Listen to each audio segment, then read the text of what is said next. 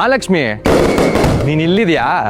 ನೀನು ಕೆಳಗೆಲ್ಲೂ ಕಾಣಿಸ್ತಿದ್ದಾಗಲೇ ಅಂದ್ಕೊಂಡೆ ನೀನು ಟೆರೆಸ್ ಮೇಲೆ ಇರ್ತೀಯಾ ಅಂತ. ಅದಕ್ಕೆ ಇಲ್ಲೇ ಹುಡ್ಕೋ ಬಂದೆ. ಓ, ಪಟಾಕಿ ಜೋರಾಗಿ ಹೊಡಿತಿದ್ದಾರೆ. ನಿನಗೆ ಪಟಾಕಿ ಹೊಡಿಯೋದಂದ್ರೆ ಇಷ್ಟನಾ? ಈ ವರ್ಷ ದೀಪಾವಳಿನ ನಿಮ್ಮ ಮನೇಲಿ ಗ್ರ್ಯಾಂಡಾಗಿ ಮಾಡೋಣ.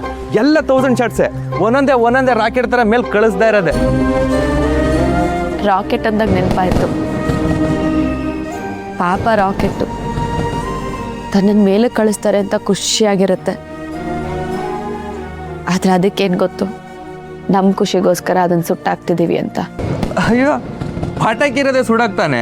ನೀನು ನೋಡಿದ್ರೆ ಅದೇನೋ ದೊಡ್ಡ ಅಪರಾಧ ನಂಗೆ ಹೇಳ್ತಾ ಇದೆಯಾ?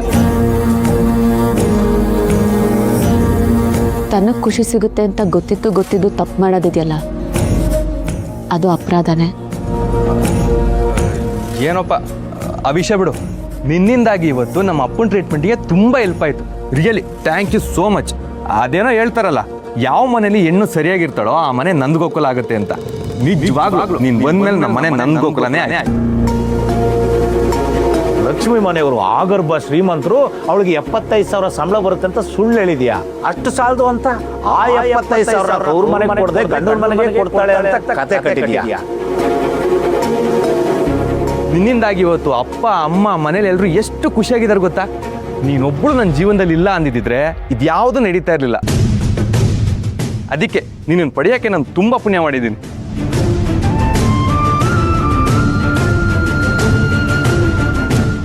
ನೀವು ನನ್ನ ಪಡೆಯೋದಕ್ಕೆ ಎಷ್ಟು ಪುಣ್ಯ ಮಾಡಿದಿರೋ ಅಷ್ಟೇ ಪಾಪನೂ ಮಾಡಿದ್ದೀರಾ. ನಿಮ್ಮ ಪಾಪದ ಕೊಡನ ತುಂಬಿದೆ. ಬಿಡಿ ನನ್ನ.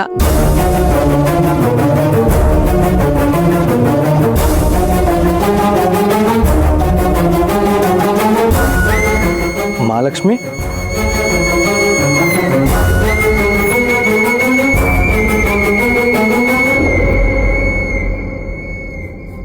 ಯಾಕೆ ಮಹಾಲಕ್ಷ್ಮಿ, ಏನಾಯ್ತು? ಯಾರಾದ್ರೂ ಏನಾದ್ರು ಅಂದ್ರ? ಹೇಳೋ ಅಂತವ್ರು ಇದ್ದಿದ್ದನ್ನ ಇದ್ದಂಗೆ ಹೇಳಿದ್ರೆ ನಾನು ಈ ರೀತಿ ಇರ್ತಾ ಇರಲಿಲ್ಲ.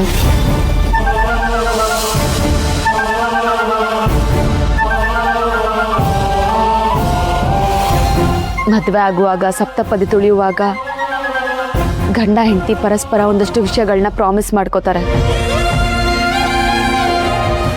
ಅದರಲ್ಲಿ ಮೊದಲನೇದು ಸತ್ಯ ಮತ್ತೆ ನಂಬಿಕೆನ ಪರಸ್ಪರ ಕಾಯ್ಕೊಳ್ತೀವಿ ಅಂತ. ಈ ವಿಷಯದಲ್ಲಿ ಒಬ್ರಿಗೊಬ್ರು ಸತ್ಯ ಮತ್ತೆ ನಂಬಿಕೆನ ಉಳಿಸ್ಕೊಂಡಿದ್ದೀವಿ.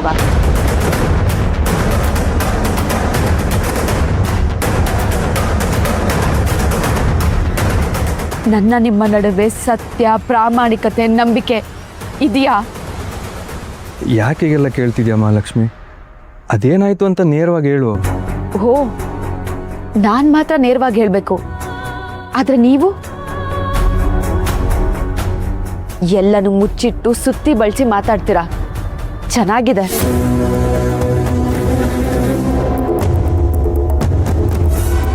ಪ್ಲೀಸ್ ಮಹಾಲಕ್ಷ್ಮಿ, ಈ ಥರ ಎಲ್ಲ ಹೇಳ್ಬೇಡ. ಏನಾಯ್ತು ಹೇಳು.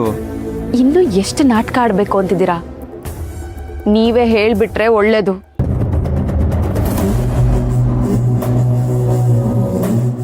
ಸತ್ಯ ಹೇಳಬೇಕು ಅಂದ್ರೆ ಬಾಯಿ ಬರ್ತಿಲ್ಲ ಅಲ್ವಾ?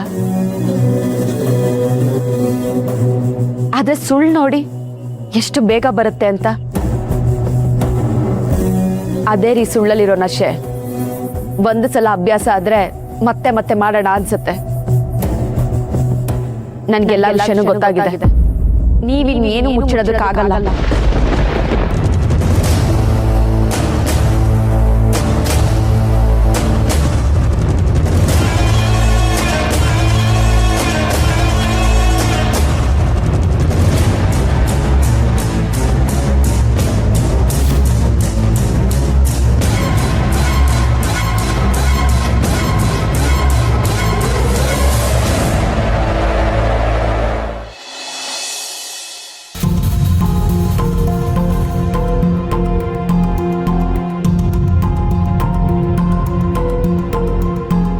ಅರೆ, ಇಷ್ಟೊತ್ತಾಗಿದೆ, ಇನ್ನೂ ಲೈಟ್ ಉರಿತಿದೆ.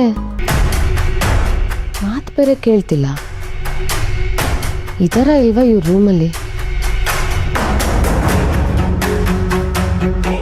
ಹರಿ, ಲಕ್ಷ್ಮಿ, ಇದ್ದೀರಾ ರೂಮಲ್ಲಿ?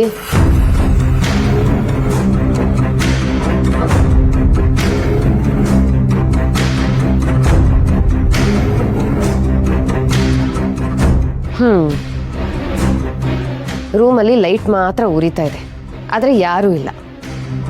ಇದರಲ್ಲಿ ನಮ್ಮಮ್ಮ ಬೇರೆ ನನ್ನ ಸೊಸೆಗೆ ಸಿಕ್ಕಾಪಟ್ಟೆ ಜವಾಬ್ದಾರಿ ಇದೆ, ಅವಳು ಹಾಗೆ ಅವಳು ಹಿಂಗೆ ಅಂತ ಹೊಗಳ್ತಾರೆ.